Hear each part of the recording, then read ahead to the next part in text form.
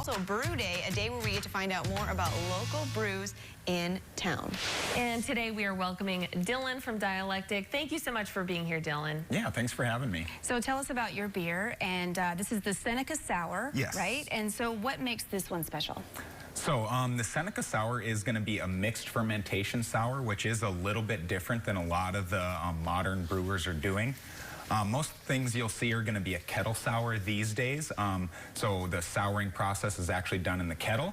It's a little bit quicker, a little bit more predictable. This is a mixed fermentation where the sour is done during fermentation.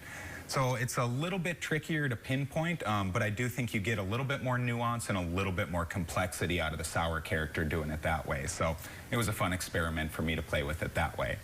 Now, and we tasted, you know, we got to taste this beforehand so we could actually talk about it. And I can tell you, you tell a lot about beers when you sniff them, right? We talk about that. Yep. Do I smell maybe some plums from, I don't know, maybe the Oregon region? That's what I'm feeling. Amber, you are Oregon, really right? good at that. Oregon or Washington. Yep, Yeah. It is brewed with about 200 pounds of Oregon plum puree in there, too. I can tell. So it gives it that nice pink, pretty color, too, as well.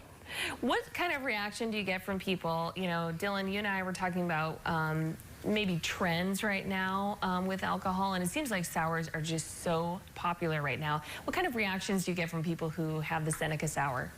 You know, a lot of people, for one, it is a shock to a lot of people. I think they're expecting it to be a little bit more mild than it is. And it does have a really, really nice tart bite to it. So that first sip, you usually get a little bit of shock, and then people really settle into it and enjoy the nice kind of tannic character of those plums in there as well. So.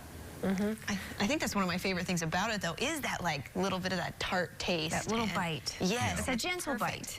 Yeah, it's nothing too aggressive. I do have sours on that are definitely more sour than this one. And this one is just kind of a little bit of a teaser getting you into the sour world. So. What do you like about making these and kind of the story about how you put them together?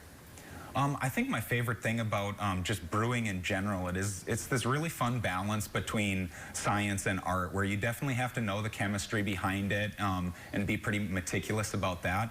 But you also just get to play around with different recipes, and there's still a lot of art in the science as well. So I think that's my favorite thing, is to just play with new recipes and play with new techniques. You're like a mad scientist, but in the best possible way. I'll take it.